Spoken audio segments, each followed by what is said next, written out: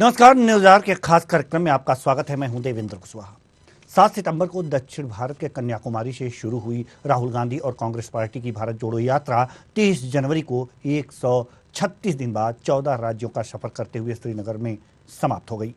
Congress party के अनुसार राहुल गांधी की इस यात्रा का घोषित उद्देश्य भारत को एकजुट करना और साथ मिलकर देश को मजबूत करना है। भारत जोड़ो यात्रा के दौरान राहुल गांधी ने बार बार कहा कि वो देश में नफरत के खिलाफ मोहब्बत की दुकान खोलना चाहते हैं।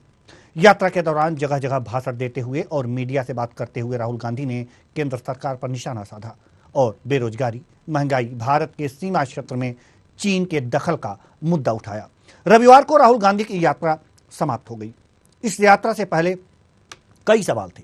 राहुल गांधी हासिल क्या करना चाहते हैं? क्या वो विपक्ष को एकजुट कर पाएंगे? क्या वो कांग्रेस को पुनर्जीवित कर पाएंगे? आज इसी मुद्दे पर करेंगे चर्चा। तो आइए शुरू करते हैं। 136 दिन का सफर, नतीजा क्या?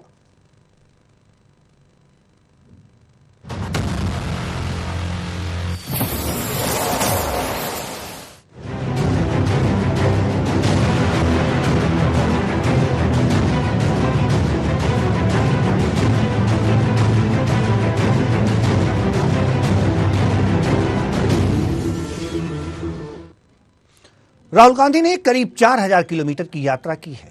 बहुत से लोग ये कह रहे हैं कि उन्होंने टी शर्ट पहनकर यह यात्रा की है। टी शर्ट पर चर्चा करना बहुत महत्वपूर्ण नहीं है। इस पर चर्चा करना इस यात्रा को नजरअंदाज करने जैसा है। राहुल गांधी ने एक बहुत बड़ा काम किया है। आजाद भारत में चंद्रशेखर की पद यात्रा के बाद ये कोई पहली पद यात्रा हुई है। राहुल गांधी ने इस यात्रा के जरिए उन सभी सवालों को खारिज कर दिया है जो उन पर उठते रहे हैं। पहले कहा जाता है कि राहुल गांधी अध्यक्ष पद नहीं छोड़ेंगे। उन्होंने अध्यक्ष पद छोड़ा। फिर कहा गया कि वो खुद अध्यक्ष बन जाएंगे, लेकिन वो नहीं बने। इसके बाद कहा गया कि अध्यक्ष के चुनाव को टाल दिया जाएगा, लेकिन वो भी नहीं टाला गया। ऐसा कुछ नहीं हुआ और राहुल गांधी ने जो काम करना तय किया था वो उसमें लगे रहे और उसे पूरा किया। भारत जोड़ो यात्रा के जरिए राहुल गांधी ने एक मजबूत और गंभीर नेता की छवि बनाई है या नहीं, यह तो बाद में पता चलेगा। लेकिन बीजेपी और सोशल मीडिया ट्रोलर ने राहुल गांधी की अलग छवि बनाई थी। पहले राहुल गांधी का मजाक बनाते हुए मीम सोशल मीडिया पर शेयर किए जाते थे। अब ये मीम कम हो गए हैं और राहुल गांधी के लिए सकारात्मक कंटेंट सोशल मीडिया पर बढ़ गया है। इस यात्रा के दौरान राहुल गांधी की बहुत सी खूबसूरत तस्वीरें भी आईं। कहीं राहुल बच्चों के साथ खेलते रहे, कहीं बुजुर्ग महिला का हाथ थाम रहे हैं, तो कहीं आम लोगों को गले लगा रहे हैं। इन तस्वीरों से भी राहुल गांधी की एक सकारात्मक छवि बनी है। इस यात्रा में राहुल गांधी के व्यक्तित्व को भी गंभीर बनाया है। हिंदू धर्म में यात्राओं का अहम स्थान रहा है। यात्राएं व्यक्तित्व को गंभीर बनाती हैं। राहुल गांधी ने इस यात्रा के जरिए हिंदुस्तान को देखा है। जाहिर है उन्होंने देश के हर गंभीर मुद्दे को भी समझा होगा। अफ्रीका से लौटने के बाद जब गांधी भारत आए थे तब उन्होंने भी भारत में यात्राएं की और देश को समझा। भारत जोड़ो यात्रा ने राहुल गांधी को देश को समझने का मौका दिया है। राहुल गांधी ने भारतीय जनता पार्टी के मजबूत नेतृत्व के सामने ताकतवर विकल्प के रूप में खड़े होने की कोशिश की है। तो क्या राहुल गांधी को बराबर का नेता ना भी कहें, तब भी अब वो कतार में तो आ ही गए हैं, ऐसा माना जा सकता है। इस मुद्दे पर भी हम चर्चा करेंगे आज इस कार्यक्रम में। चर्चा के लिए हमारे साथ मेहमान जुड़ेंगे। सवाल यहां पर यह है कि भारत जोड़ो यात्रा से कांग्रेस ने क्या खोया, क्या पाया? किसको जोड़ा, किसको तोड़ा? कौन टूटा था और कौन जुड़ा? क्या इन यात्रा में दिख रहे जन समर्थन यानी कि जन सैलाब वोटों में परिवर्तित हो पाएंगे? सबसे बड़ा सवाल यही है। हालांकि कांग्रेस ये बार बार कह रही है, कि हमने वोट की राजनीति नहीं की, हमने भारत को जोड़ा है। जो टूट रहे थे जातिवाद के नाम पे, संप्रदाय के नाम पे, धर्म के नाम पे, उनको जोड़ने का प्रयास किया है।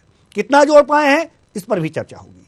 साथ ही साथ बीजेपी ये कह रही है कि भारत टूटा कहां था कि जोड़ने चले थे। तो ये भी इस पर भी चर्चा होगी कि आखिर भारत टूटा कहां था, टूटा नहीं था तो जोड़ने की जरूरत क्या थी। लेकिन सवाल फिर वहीं आकर के घूम फिर करके आ जाता है कि क्या जो राहुल गांधी ने ये भारत जोड़ो यात्रा की है उससे उनकी छवि में बदलाव हुआ है? क्या एक मजबूत नेता के रूप में अपने आप को प्रस्तुत कर पाए हैं राहुल गांधी? क्या एक सशक्त विपक्ष को की भूमिका में अब आ पा रहे हैं? इन्हीं मुद्दों पर करेंगे चर्चा। और चर्चा के लिए हमारे साथ रोहित पांडे बीजेपी प्रवक्ता हमारे साथ जुड़ चुके हैं। बहुत बहुत स्वागत है आपका हमारे इस कार्यक्रम में। साथ ही साथ जयकरण पटेल माफ कीजिएगा, जयकरण पटेल कांग्रेस प्रवक्ता, आपका भी बहुत बहुत स्वागत है हमारे इस कार्यक्रम में। चर्चा की शुरुआत करते हैं। कांग्रेस प्रवक्ता से पहला सवाल, भारत जोड़ो यात्रा को क्या मानते हैं आप? क्या सफल हुई अपने उद्देश्य में? देखिए, भारत जोड़ो यात्रा कहीं से भी इसको राजनीति से मत सटाइए।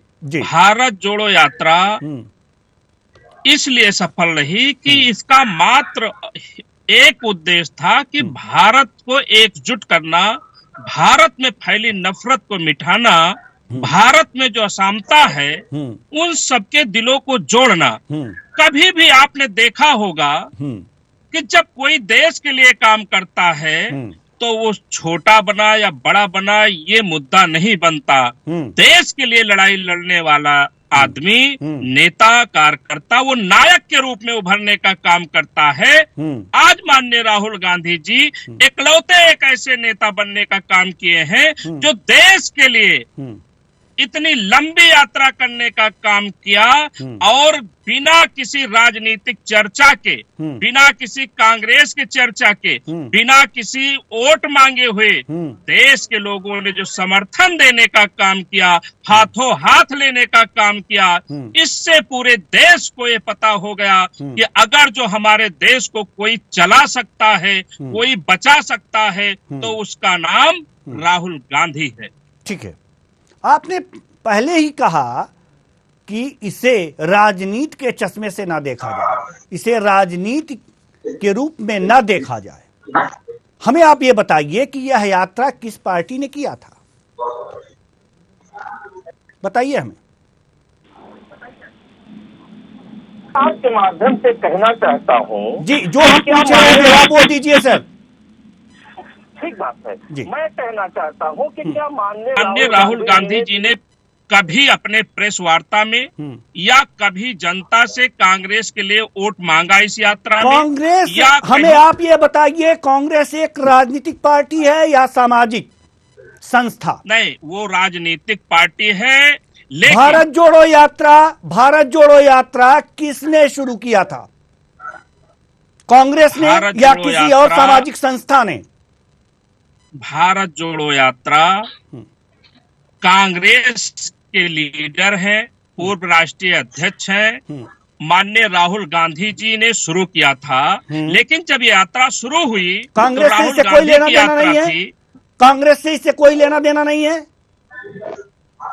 मैं कह रहा हूं, मेरी बात सुन लीजिए कि जब इसकी शुरुआत हुई तो एक कांग्रेस की यात्रा, राहुल गांधी की यात्रा थी। लेकिन देश की जनता ने इसको हाथों हाथ ले करके, समर्थन दे करके उसको जनता की यात्रा बना दिया, जनता की आवाज की यात्रा बना दिया। देश को एकजुट करने वाले लोग, हर वो लोग जो कांग्रेस में नहीं है फिर भी राहुल गांधी जी के साथ कदम से कदम मिलाकर चलने में सहयोग देते रहे। इसलिए इसको कांग्रेस के चश्मे से ना देखकर सिर्फ और सिर्फ देश के भविष्य के लिए यात्रा की गई है। देश के भविष्य के लिए यात्रा की गई है।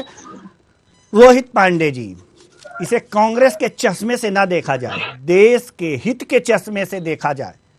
जी, दुर्भाग्य हम रोकना चाहेंगे सर आपको, रोहित पांडे जी, हम आपको रोकना चाहेंगे। हमारे साथ के विश्वदेव राय जी जो राजनीतिक विश्लेषक हैं जुड़ चुके हैं। बहुत बहुत स्वागत है आपका हमारे इस कार्यक्रम में। हम आपके पास आएंगे। रोहित पांडे जी से हमने प्रश्न किया है, उसका उत्तर लेने के बाद। जी रोहित पांडे जी। दुर्भाग्यपूर्वक है कि माननीय राहुल गांधी जी इस यात्रा को भारत जोड़ो यात्रा के स्थान पर देश सर्वधर्म यात्रा जब नाम उसका होता तो ज्यादा अच्छा होता।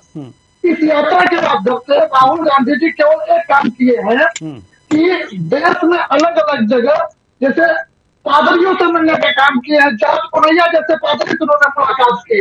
उन्होंने देश को बिगड़ने जैसे जो किसान एक मतनिधि थी उसका जो उपयोग करते थे, जो देश को तोड़ने का काम करते थे, जो धर्म परिवर्तन करने का काम करते थे, राहुल के गांधी के यात्रा में ज्यादातर वही लोग देखने को मिले हैं। कौन करेगा? देश का एक नागरिक बताइए जो कह सकता है कि देश अलग हुआ है। देश जोड़ने का मतलब क्या होता है? देश एक कार्य करेगा। राहुल गांधी राजनीतिक प्रेरित होके देश को तोड़ने का प्रयास किए हैं। ये यात्रा पूरी तरह से राजनीतिक तरह। राहुल गांधी जी जब देश की अस्तित्व उनकी राजनीति खत्म होने लगी तो मीडिया में चर्चित होने के लिए ऐसी यात्राएं कर रहे हैं। राहुल गांधी जी को 2-3 बातें जो बड़ा समझ में नहीं आता है कि उनका कौन समझदार है कि कौन समझ आता है कि राहुल गांधी जी जिस उत्तर प्रदेश में उन्होंने 2 दिन की यात्रा की वो जहां जहां मतनिधि काम कर रही है वहां ज्यादा समझ दे रही है। अब ये किसी धर्म विशेष के लिए, किसी समुदाय के लिए क्या विशेष उनका महत्वाकांक्षा ये समझ में नहीं आता। लेकिन ये यात्रा पूरी तरह से राजनीतिक प्रेरित है और उनका जो यात्रा का नाम भारत जोड़ो यात्रा है उसका नाम कम से कम ये होना चाहिए कि देश जोड़ो यात्रा होना चाहिए। भारत जोड़ो यात्रा से देश को कुछ नुकसान हुआ है क्या रोहित पांडे जी? भारत जोड़ो यात्रा से देश को कुछ नुकसान हुआ है? जी नुकसान नहीं हुआ है, लेकिन देश टूटा होगा तब तो देश को जोड़ेंगे। कन्याकुमारी से सुनील से लेते हुए कन्याकुमारी तक देश एक है। आप क्या बात करते हैं? वो राजनीति में इस स्तर पर गिर जाएंगे कि जो देश पूरी तरह से एक है उसको देश जोड़ने की बात कर रहे हैं। कोई बताए कांग्रेस का द्वारा कि देश कहाँ अलग हुआ है? भाई अगर उनको देश का भ्रमण करना है तो राजनीतिक व्यक्ति का देश को भ्रमण करना चाहिए, लेकिन उसका नाम कम से कम ये होना चाहिए कि भारत समझो यात्रा होना चाहिए। क्योंकि राहुल गांधी जी कभी भारत तो निकला नहीं है। अगर देश की इतना चिंता रही है तो आजादी से लेके आज तक 50 साल कांग्रेस की सरकार रही है। यूपीए 1 यूपीए 2 में नाम आपके मनमोहन सिंह प्रधानमंत्री थे, पीछे से राहुल गांधी सोनिया गांधी जी चला रही थी। उस समय इनको समझ नहीं आया कि देश में क्या स्थिति है। आज राष्ट्रवाद की सरकार है, गरीब किसान पिछड़े वंचित कल्याण के लिए सरकार कार्य कर रही है। कश्मीर से लेकर कन्याकुमारी तक काम कर रही है और कोई इस चीज को तकलीफ हो रही है। 1970-35 देश पर जो कलंक था उसको वर्तमान की सरकार ने खत्म किया। कि राहुल गांधी को ऐसा की भावना है, चाहे धर्म का काम हो, राष्ट्र का काम हो, चाहे किसानों का काम हो, सबके लिए वर्तमान सरकार काम कर रही है। राहुल गांधी अगर चीज को समझ रही थी तो राहुल गांधी को नाम डाल दिए ना। देश जोड़ो यात्रा कितना अजीब लगता है। ठीक है, ठीक है, हम आपके पास आएंगे जी। के भारत जोड़ो यात्रा, हाँ जी ठीक है। के विश्वदेव राय जी, सवाल यहाँ पर यह है कि कांग्रेस ये मानने को तैयार ही नहीं है कि भारत जोड़ो यात्रा एक राजनीतिक यात्रा है, वो एक इसे सामाजिक और सद्भाव की यात्रा बता रही है। क्या लगता है आपको? देवेन भाई, शुरुआत में ही आपने जैसे सवाल किया हमारे कांग्रेस प्रवक्ता से, वो असमंजस की स्थिति में बता रहे हैं। एक पॉलिटिकल पार्टी का पूरा समर्थन है राहुल गांधी के पीछे, कैसे राजनीतिक यात्रा नहीं होगी ये? वो कहे भले ही दे मौखिक रूप से कि हम नॉन पॉलिटिकल, हम पैदल मार्च कर रहे हैं, भारत जोड़ने की बात कर रहे हैं, लेकिन आप खुद देखिए कौन सा ऐसा कांग्रेस का या अन्य पार्टी इनके नजर नहीं आई। कौन से वामपंथियों से की फोटो जिनका विरोध बीजेपी कर रही है, और कई ऐसे लोग जिनका जो बीजेपी के धुर विरोधी रहे हैं, उनके साथ इनके फोटो जारी हुए हैं। एक माहौल बनाया जा रहा है एंटी बीजेपी फ्रंट का। कैसे जवाब कांग्रेस इसको डिनाई कर पाएगी कि ये एक नॉन पॉलिटिकल इवेंट था? मुझे नहीं अच्छा, इसके ऐसा कुछ पीछे नहीं है। इसके पीछे ये ये एक नॉन पॉलिटिकल रणनीति थी राहुल गांधी और प्रियंका गांधी और सोनिया गांधी जो इस यात्रा तरह से है पैदल जी राव साहब, जो यात्रा है इसके पीछे इसे नॉन पॉलिटिकल बताने का कारण समझ में नहीं आ रहा। क्या विश्वास नहीं है क्या कि इतना जन समर्थन 2024 के जो आम चुनाव होंगे उसमें इनको वोटों में परिवर्तित कर पाएंगे? शायद इसी डर से ये कांग्रेस ये बात कह रही है। देवेंद्र भाई बिल्कुल सही बात है, बिल्कुल सही आकलन कर रहे हैं आप जी। देखिए पिछले 7-8 सालों में कांग्रेस का जितना पतन हो चुका है तो कांग्रेस में लीडरशिप की एक कमी अभाव हो गया था।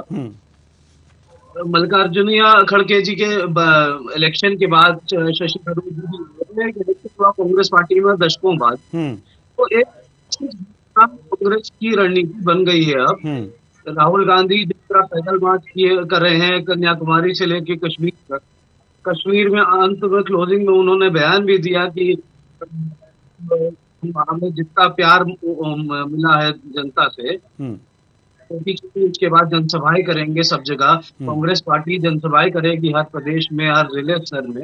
एक खुद ही एक मैसेज आपके सामने साफ स्पष्ट है कि ये पॉलिटिकल इवेंट था, इसका कंक्लूजन आगे चल के एक पॉलिटिकल जिले स्तर पे कांग्रेस पार्टी के कार्यकर्ताओं को जो कम हो गए थे उनको फिर से वापस जोड़ना है जी। ये साफ साफ दिख रहा है हम लोग। बिल्कुल बिल्कुल, लेकिन जोड़ने में और जुड़ पाए हैं इसमें फर्क है जी। हम जयकरण पटेल जी आपके पास आना चाहेंगे, सवाल आपसे ही है। कश्मीर में जब आपकी भारत जोड़ो यात्रा गई तो राजनीतिक पार्टियां, उमर अब्दुल्ला, महबूबा मुफ्ती, ये सब आपके साथ थे। एक बात बताएंगे, जब लाल चौक पर राहुल गांधी ने झंडा फहराया तो इन सब में कोई दिखा नहीं। किस तरह से भारत जोड़े हैं? क्यों नहीं दिखा सर उस समय? नहीं जी, देखिए अभी हमारे साथियों ने कहा कि यात्रा में कौन कौन शामिल हुए जिनके नाम पर इनका विरोध है। मैं इनसे पूछना चाहता हूं कि क्या यात्रा में कोई आतंकवादी शामिल हो गए या कुछ देश विदेश के ऐसे लोग जो देश को बर्बाद करना चाहते हैं ऐसे लोग शामिल हुए? शामिल तो वही लोग हो रहे हैं जो भारत के लोग हैं, भारतवासी हैं। अच्छी बात है, भारतवासी अच्छी बात है सर, अच्छी बात है। हमारे प्रश्न को घुमाने वाली अच्छी बात आप कर रहे हैं। हमारे प्रश्न को तोड़िए मरोड़िए मत, सीधा उसका जवाब दीजिए। सर हम यही कह रहे हैं, महबूबा मुफ्ती विदेश की नहीं है, भारत की हैं। उमर अब्दुल्ला भारत के ही हैं, भारत जोड़ो यात्रा में साथ चले थे। लेकिन जब लाल चौक पे झंडा फहराया राहुल गांधी ने, उस समय कहां थे? मुद्दा ये नहीं है जी कि लाल चौक पर झंडा फहराने के समय देश के विपक्षी दल के नेता थे या नहीं। मुद्दा यह है कि देश के जितने भी विपक्षी दल हैं, चाहे वो पत्र के माध्यम से, चाहे अपने प्रतिनिधि को भेज करके या किसी न किसी प्रकार से समर्थन देने का काम किया है, और जिसने नहीं दिया है वो आगे देने का काम करेगा। हम लोग बातचीत करेंगे, हम बातचीत से हटने वाले नहीं हैं। जो मेरे साथी लोग कह रहे थे कि ऐसे लोग शामिल हुए, अगर जो ऐसे लोगों को आप आतंकवादी मानते हो, देशद्रोही मानते हो, तो ये प्रधानमंत्री आतंकवादी और देशद्रोही की बात नहीं है सर। हम किसी को आतंकवादी और देशद्रोही नहीं मानते। का काम करते हैं जी। ये कौन सा तरीका है हमारे देश के जनता को आप आतंकवादी कहने का काम करेंगे?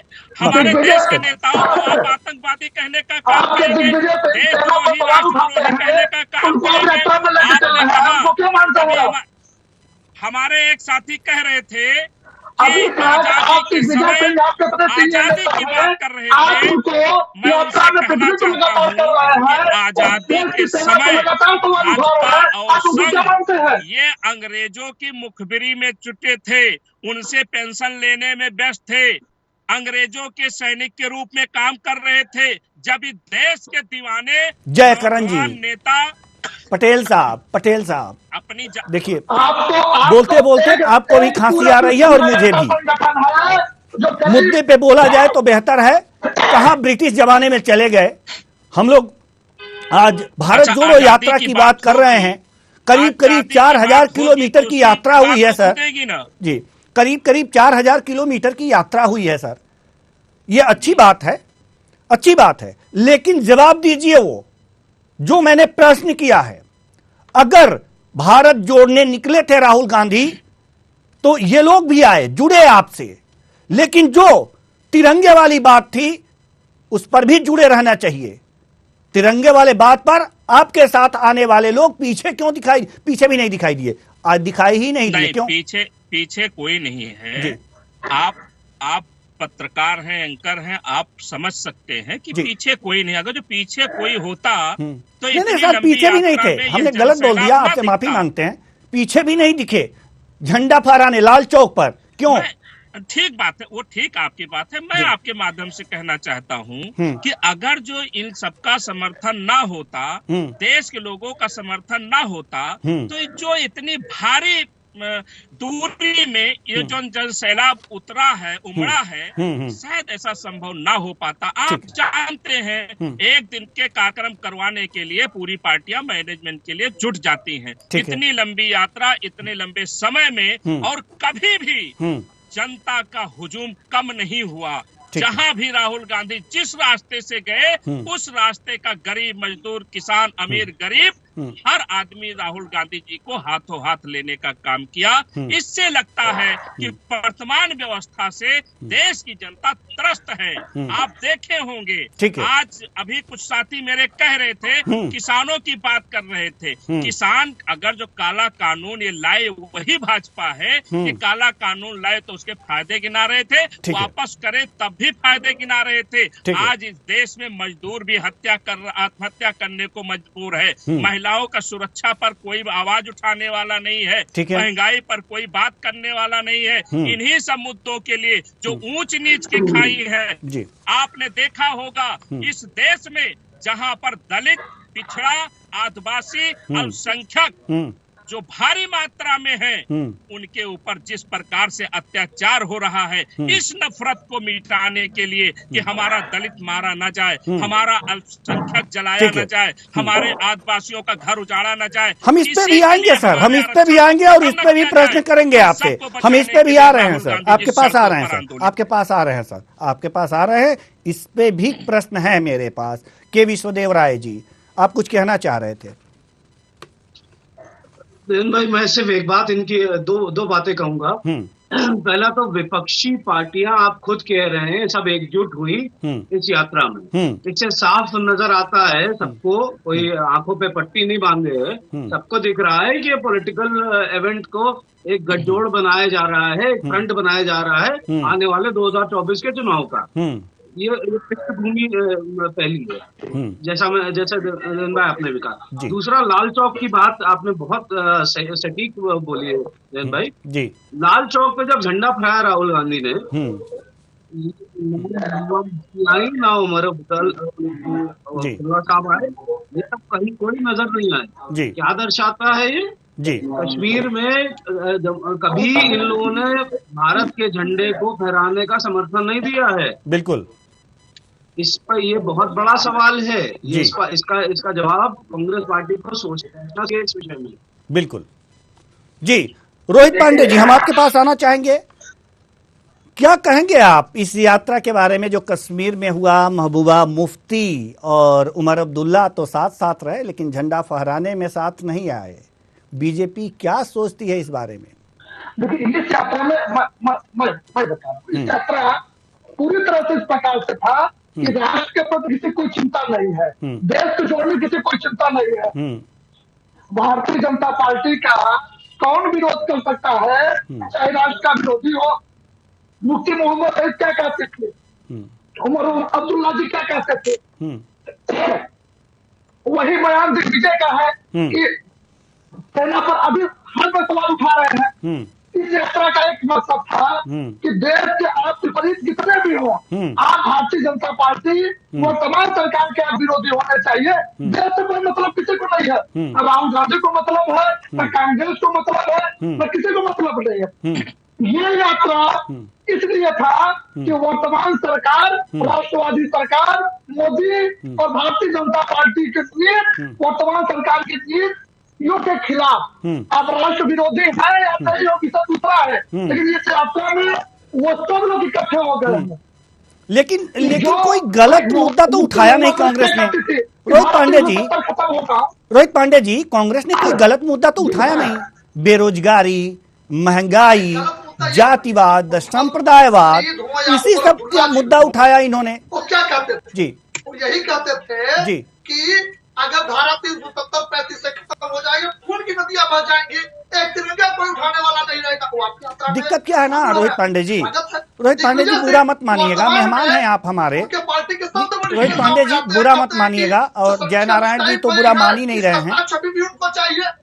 मेरी बात सुन लीजिए ना एक बार, मेरी बात सुन लीजिए ना रोहित पांडे जी, अपनी ही बात करेंगे। आप भाजपा का विरोध करना चाहते हैं, पांडे जी अपनी ही बात करेंगे या मेरी भी कुछ सुनेंगे? करिए, इसका स्वागत है। देश की जनता आज 2014 में आपको जवाब दी। मेरी आवाज आप तक पहुंच रही है कि नहीं? मेरी आवाज आप तक पहुंच रही है रोहित पांडे जी? आपको जवाब देगी। आप रोहित पांडे जी, आपकी देश की जनता जनार्दन, देश की देवतुल्य कार्यकर्ता, भारतीय जनता पार्टी के आम जनमानस सब इस चीज से परिचित सर, है एक कि आप जिस यात्रा के माध्यम से, ठीक है, यात्रा आपके हिसाब से गलत थी, चलिए मान लेते हैं, मान लेते हैं ना सर, आपकी बात मान लेते हैं सर, मेरी भी तो थोड़ा सा सुन लीजिए। पादरी के उतार के चल रहे हैं इस प्रकार से इस्लाम धर्म जय करण जी, आप जरा जवाब दीजिए, हमारी बात तो सुनने के लिए तैयार ही नहीं है। रोहित पांडे जी, आप ही जवाब दीजिए। जय करण जी, आप जवाब दीजिए। इसके लिए आप सावधान मैं इनकी आवाज में समझ नहीं पा रहा हूँ, इनकी आवाज क्लियर मुझे सुनाई नहीं पड़ रही, मतलब बात समझ में नहीं आ रही कि क्या कह रहे हैं। ये भाजपा को नीचा दिखा रहे हैं या देश को नीचा दिखा रहे हैं, मैं समझ नहीं पा रहा। जवाब देने के लिए तैयार है। जैसे 2024 का चुनाव का परिणाम आएगा तो राहुल गांधी को खुद पछतावा होगा कि हमने क्या कर गए। आपको यात्रा करना था नेता, आपको देश का भ्रमण स्वागत करना चाहिए, आपको देश के आम जनमानस को समझना चाहिए। लेकिन भारत जोड़ो यात्रा, इस्लाम से जुड़े हुए जो क्रिश्चियन, जो धर्म परिवर्तन हिंदू में जो क्रिश्चियन मसीह के साथ कराते हैं, आप उनके साथ हैं। जो सेना पर सवाल उठाते हैं, ठीक है सर, उनके साथ हैं। कहते हैं कि ठीक है, जय करण जी कुछ कहना चाह रहे हैं, जय करण जी कुछ कहना चाह रहे हैं सर। रोहित पांडे जी का ऑडियो डाउन किया जाए। थोड़ा सा सुनिए, पानी पीजिए, थोड़ा सा सुनिए, ठीक है, सुनिए। रटी रटाई बात मत कीजिए, एक हो गई रटी रटाई बात मत कीजिए, सुनिए थोड़ा सा।